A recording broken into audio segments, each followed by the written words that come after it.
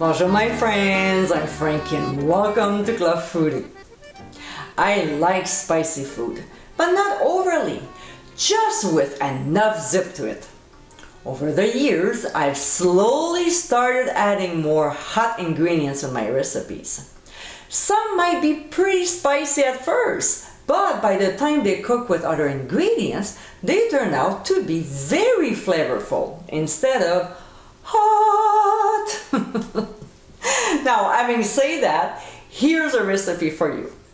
In today's episode, I'll show you how to make my Dakgangjeong, which is sweet and spicy, crispy Korean chicken.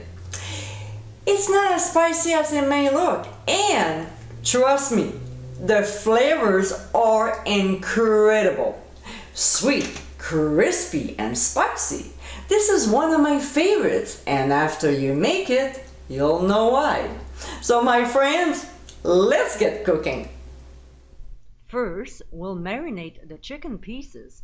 So we'll place them in a resealable bag and pour in buttermilk. We'll close the bag and give a nice massage so the pieces are well coated. Then we'll simply place the bag on a baking sheet or a plate just in case it leaks and transfer to the fridge for 3 hours, turning it a few times. Later on, after marinating a few hours, we'll dump the chicken pieces in a colander to drain thoroughly and then transfer to a bowl. To this, we'll add garlic, chopped fresh ginger, freshly ground black pepper, and ground sea salt. We'll stir the ingredients well and let it sit for half an hour. Meanwhile, we'll start making the sauce. So in a skillet over medium-high heat, we'll combine Shaoxing wine, rice vinegar, soy sauce.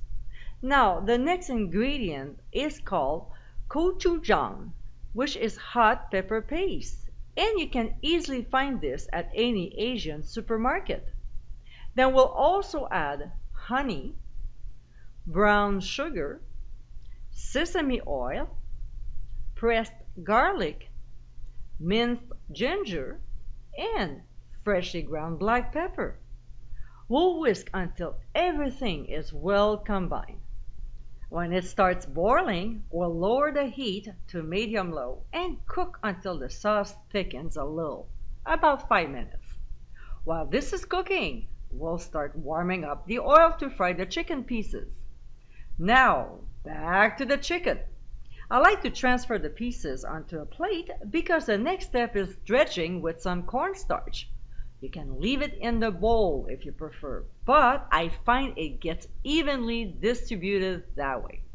So when this is done and the oil has reached 350 degrees Fahrenheit, working in batches, we'll add the chicken and we'll cook for 4 minutes or until golden brown.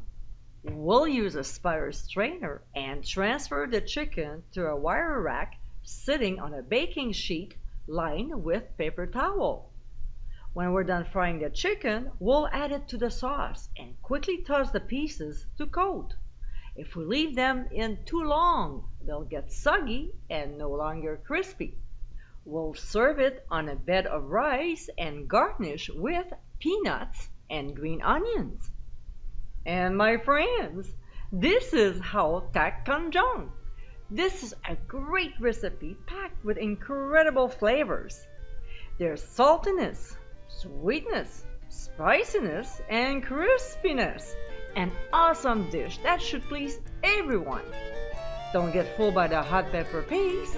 Although it's spicy at first, it's not nearly as hot as you expect. I hope you give it a try soon, and be sure to visit clubfoodie.com for ingredient amounts and more info. Until next time, my friends, bon appétit!